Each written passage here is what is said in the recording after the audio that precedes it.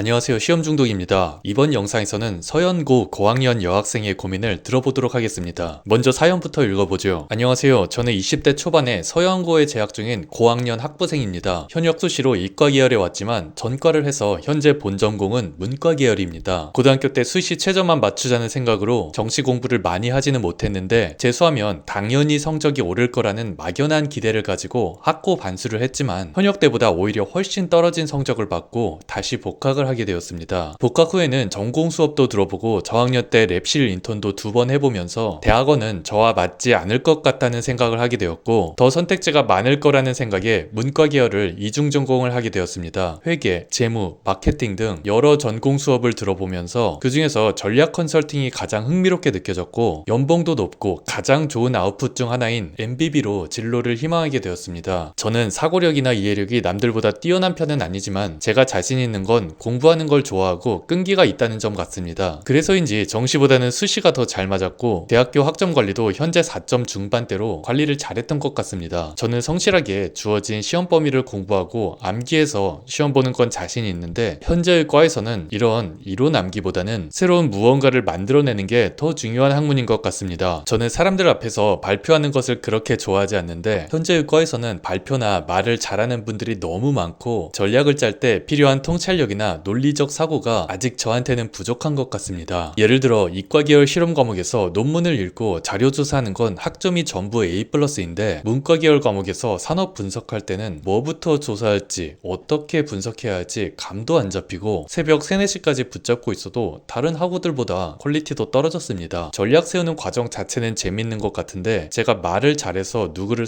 설득시키거나 새로운 전략을 제시하는 재능은 없는 것 같아서 인턴이나 학회를 할 시간에 시대 편입, 시전원을 마지막으로 준비해보는 게 좋을까 고민하고 있습니다. 어렸을 때 모형이나 레고 조립하는 걸 밤새도록 할 정도로 좋아했어서 손재주도 좋고 오래 앉아서 공부하는 걸 좋아하는 제 성향이랑 치과의사가 더 잘 맞지 않을까 하는 생각이 들었습니다. 처음에는 MBB에 들어가면 초봉 억대 연봉을 받으며 화려해 보여서 관심을 갖게 되었는데 막상 현실을 보니 말 잘해서 별거 없어도 있어 보이게 포장하는 게 중요하고 실제로 수명이 5년 이내로 짧다는 어려움도 있다는 것을 알게 되면서 안정적인 고소득 전문직으로 다시 생각이 바뀌게 된 부분도 있습니다. 부모님 두 분 다 의치안약소의 메디컬이신데 제가 치대 준비하는 걸 별로 원하시지는 않는 상황입니다. 치과의사 물론 좋은 직업이지만 모든 직업이 각자의 어려움이 있고 무엇보다 수험기간, 본과 4년, 인턴, 페다까지 하면 제가 30대 초반일 텐데 그 시간에 컨설팅 업계에 가더라도 열심히 경력 쌓고 비슷한 연봉 받을 수 있다고 하시면서요. 하나 확실한 건 저는 누군가에게 도움을 줄 때 행복함을 느끼는 사람인데 부모님은 이게 꼭 누군가를 치료하는 행위가 아니더라도 컨설팅 업계에서 기업의 문제를 해결해 주는 거로도 가능하다고 생각하기 나름이라고 말씀하십니다. 20대 초반에 1년 1년이 다시는 돌아오지 않는 소중한 시간이란 거 잘 알고 있습니다. 혹자는 20대 초반이면 젊다고 전문직 도전해보라고 하시지만 재수를 해보니 이 나이 때만 경험할 수 있는 것이 있고 수험생활이 보통 힘든 일이 아닌 것을 느끼게 되었습니다. 이런 고민을 1년 전부터 시작했는데 갈팡질팡만 하다가 곧 졸업을 앞두고 있는 상황에 놓여있네요. 치과의사랑 컨설턴트가 너무 다른 길이다 보니 병행하기도 어렵고 어떤 길을 선택하느냐에 따라 준비할 것들이 너무 달라져서 어디에 시간과 노력을 쏟아야 할지 이제는 확실히 해야 할 것 같습니다. 처음부터 치편, 전문대학원을 노렸으면 재수나 문과 전과도 하지 말고 방학에 학회나 인턴을 할 게 아니라 봉사활동, 영어 점수에 시간을 썼어야 했는데 치편, 전문대학원 자체가 바늘구멍이고 제가 사정상 내년에는 학교 공부랑 병행해야 하는데 1년 안에 합격할지도 미지수이고 실패하면 그 기간 동안 학회나 인턴 경험도 그만큼 못하고 취업도 늦어지고 머리가 복잡해집니다. 이런 결정을 하루빨리 내려서 한 우물만 파야 하는데 시험중독님께서 냉철하고 현실적으로 조언해 주시면 큰 도움이 될 것 같습니다. 혹시 몰라 제 스펙도 적어 놓겠습니다. 학점은 4점 중반대이고 대학 입학 후 공인영어 시험을 본 적은 없지만 고등학교 때 본 토플 100점 중반대가 있습니다. 고딩 때 본 거라 각 잡고 하면 충분히 더 올릴 수 있습니다. 그 외에 학부연구생 2회를 하면서 실험 보조를 했습니다. 라는 내용의 고민입니다. 정말 고민이 많이 되시겠네요. 일단 시험 중독이 솔루션을 드리기 전에 P양의 전제 조건 중에 큰 오류가 하나 있다는 점을 말씀드리고 싶습니다. P양은 본인의 강점은 혼자 논문 분석하고 공부하는 것 그리고 레고 조립 등 손으로 다루는 것에는 자신이 있는 반면 사람을 다루고 설득해 끌어오는 점, 새로운 전략을 제시하는 점 등은 본인의 약점이라고 인정한 바 있습니다. 따라서 치과의사는 어려운 치대 공부를 잘해야 하고 손재주가 좋아야 하니 본인에게 잘 맞고 사람을 설득하고 새로운 전략을 제시하는 일이 드물다고 했겠죠. 결론부터 말씀드리자면 정반대입니다. 치과의사로 롱런하기 위해서는 오히려 사람을 설득하고 새로운 전략 제시를 잘 해야 하며 치대 공부는 진급할 정도면 지장 없으며 손재주 또한 일정 수준까지는 누구나 올라가기 때문에 생각보다 중요하지 않습니다. 치아가 하나도 없는 하악무치하게 70세 환자가 왔다고 합시다. 치료 방법은 여러 가지가 있겠죠. 전악 틀니가 될 수도 있겠고 임플란트를 2개 심고 똑딱이 틀니가 될 수도 있습니다. 4개 혹은 6개를 심고 전악 보철을 올리는 오런 X가 될 수도 있고 구치부와 전치부에 따로 임플란트를 나눠서 식립 후 보철을 올리는 방법도 있겠죠. 여기서 어떻게 치료할지 정해진 거? 아무것도 없습니다. 진짜 그때그때 다릅니다. 환자가 최근 뇌경색 수술을 했거나 심한 골다공증 환자에게는 임플란트 같은 관열적 술식이 어려우므로 아무리 불편해도 전악 틀니로 갈 수도 있는 거고요. 환자의 뼈 상태나 전신 건강이 아무리 양호해도 환자의 경제적 사유로 임플란트 식립을 못하는 상황도 부지기수입니다. 치과의사는 자신의 이름 3글자 박힌 면허증 걸고 책임지고 치료 전략을 수립하는 겁니다. 사람을 설득하는 일, 매일매일이 설득하는 일입니다. 저는 치과의사 이제 7년차인데 허리, 목, 손목 등 일반적인 고질병은 한 군데도 없는데 딱 한 곳 아픈 곳이 있습니다. 바로 인후드예요. 환자 설득하려면 말을 진짜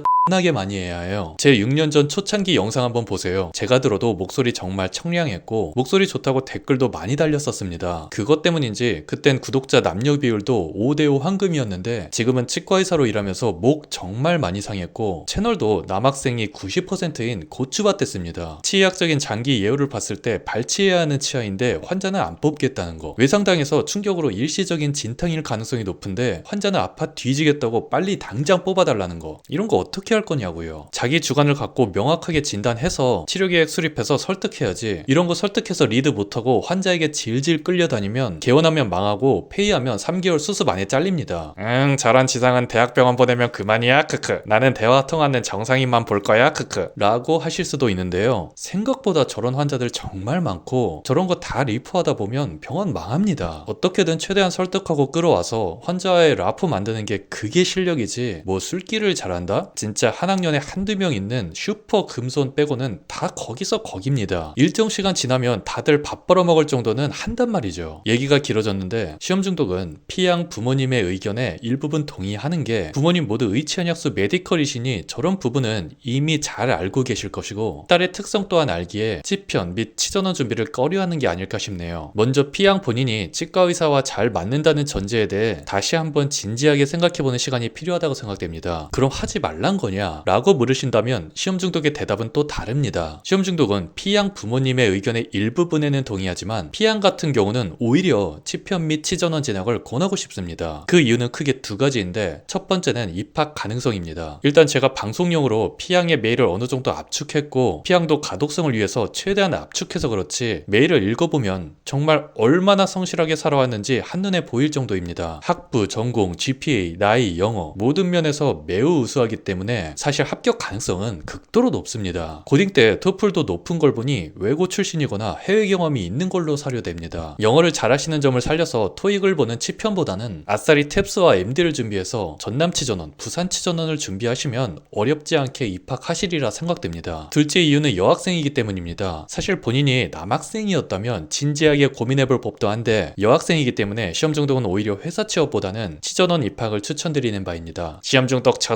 여자는 결혼하고 애 키워야 한다느니 또 남녀 차별성 발현하려고 하네. 에휴 그치다 빠이영 라고 하실 수도 있는데 끝까지 들어보시면 생각이 바뀔 수도 있습니다. 진짜 이런 얘기 치대 동아리 선배들 술이나 퍼맥이지 아무도 안 해줍니다. 치과의사로 3년에서 4년 이상의 연차가 쌓이면 대부분의 남자 치과의사들은 개원을 하거나 폐의를 해도 독립진료를 합니다. 독립진료를 하면 로펌의 파트너 변호사와 같은 개념으로 생각하시면 되겠습니다. 파트너 변호사는 자기가 영업을 뛰고 사건을 따와서 자기가 법만큼의 인센티브를 가져가죠. 독립진료도 새로운 환자가 오면 자기가 배정을 받아서 끝까지 담당하는 시스템입니다. 아까 전략 수립과 설득의 중요성에 대해 말씀드렸죠. 이걸 못하면 개원을 해도 망하고 폐의를 해도 독립진료를 할 수가 없습니다. 환자를 끌어당기는 힘이 없는데 이걸 어떻게 해요? 그럼 고년차 되어도 개원 안 하거나 독립진료 안 하면 되는 거 아니에요? 라고 하실 수도 있는데요. 이론상은 그게 되는데 사실 그게 정말 힘듭니다. 연차는 쌓였고 나이는 먹었는데 독립진료 못하면 폐의로 뽑아주지도 않고요. 시험에서 자기보다 나이도 어리고 연차도 낮은 대표원장이 치료계획 세워놓은 거 따라가면 자신의 치료계획과 다를 수도 있고 충돌도 많이 생깁니다. 사실 남자들은 Y 염색체의 영향 때문인가 오히려 자신이 치료계획을 세우고 간섭받지 않는 걸 장점으로 여겨 돈을 많이 벌려는 것보다는 이 매력이 크기 때문에 개원을 많이 합니다. 자기만의 치료계획과 철학으로 진료하고 싶은 거죠. 근데 여자 쌤들은 출산 및 육아 같은 현실적인 문제도 있지만 주위를 보면 확실히 P양처럼 본인 자체가 치료계획을 세워서 환자를 리드하고 설득하고 그런 걸 부담스러워하는 경우가 많은 것 같습니다. 그래서 개원의 비중도 남자보다 확실히 적고요. 아니 개원도 안 하고 독립진료도 안 할 거라는데 왜 P양에게 추천함? 이라고 하실 텐데 이제부터 이유를 말씀드리겠습니다. 저는 여학생들에게는 무조건 수련을 추천하고 있습니다. 특히 보정과와 같이 독립진료를 안 해도 되고 회의의 수요가 많은 과를요. 신경치료는 치과에서 꼭 필요한 진료이지만 손이 정말 많이 가는 치료이기 때문에 꼼꼼함과 섬세함을 갖춘 여자분이라면 더욱 좋겠지요. 특히 치전원을 가셔서 보존 수련을 하시면 본인이 원하는 대로 환자를 설득하고 리드하는 부분은 적어지고 공부와 슬기 등의 요구사항이 높아지겠지요. 다만 학교 다니면서 공부는 좀 열심히 하셔야 할 겁니다. 다른 학교는 모르겠는데 제가 다닌 학교는 보존과 소치가 여학생들 사이에서 경쟁이 있었습니다. 페이 구하기도 정말 좋아요. 일단 페이 구할 때 보존 수련, 여자, 애기 엄마 이 삼위일체가 완성되면 파트타임 구하기 1순위입니다. 저같이 수련 안함, 남자, 미혼 이게 최악이에요. 왜냐면 남자들은 1년에서 길게는 2년 일하고 다 개원하러 나가거든요. 의사가 자주 바뀌면 병원 입장에서도 손해라. 보존 수련, 여자, 애기 엄마 이 삼위일체면 개원하러 나가지도 않고 오히려 풀타임을 꺼려하고 파트타임을 선호하니 병원 입장에서는 너무 좋습니다. MBB에 대해 말씀하셨는데요. 사실 저는 MBB에 대해 잘 모릅니다. 어설프게 아는 척 하지 않겠습니다. 제 전공은 기계공학과 치의학이니 뭐 당연한 거겠죠. 다만 제가 군대를 진짜 운이 좋아서 기무부대라는 엘리트 부대에서 근무했는데 거기서 MBB에서 근무하다 온 진짜 초엘리트 후임이 한 명 있었습니다. 너무 자세하게 말하면 신상 노출될 수 있어서 자세하게는 못 말씀드리는데 그냥 초엘리트입니다. 시험 중독이 반딧불 정도라면 그 사람은 보름달이라고 할 수 있겠습니다. 갑자기 개똥벌레에게 미안해지네요. 수능 한 개 틀렸고 GMAT 거의 만점 받아서 미국에서 제일 좋은 그 학교 출신이에요. 선생님 중에 영어 능통한 미국 명문대 출신 많았는데 그 사람들조차 그 초엘리트의 영어는 깊이가 차원이 다르다고 하더라고요. 물론 전 영어 못해서 그 차이를 모르지만요. 물론 치과의사라는 집단도 엘리트 집단이지만 학생 때도 그렇고 지금도 경쟁하면서 스트레스를 받지는 않았는데 그런 사람들과 경쟁해야 한다고 생각하면 인생이 너무 스트레스일 것 같다는 생각이 들 정도입니다. 수명이 5년이라고 말씀하셨는데 제 능력이면 한 달 만에 잘릴 것 같아요. 물론 치과의사도 사람을 많이 대하고 설득해야 하는 직업이지만 그 분야는 한국어도 아닌 영어로 사람이 아닌 회사를 설득해야 할 텐데 가실 능력이 있고 살아남으실 자신이 있으신지는 충분히 고민해봐야 할 필요성이 있지 않나 생각해 봅니다. 그럼 영상 여기서 마치도록 하겠습니다. 저보다 능력 있고 똑똑한 학생에게 감나라 배나라 참 어려운 일이고 부담스럽지만 길 안내하는 노인네 정도는 될 수 있지 않을까 해서 영상 제작해 봤으니 너무 기분 나쁘게만 받아들이시지 않는다면 저는 기쁩니다. 시청해주셔서 감사합니다. 시험 중독이었습니다.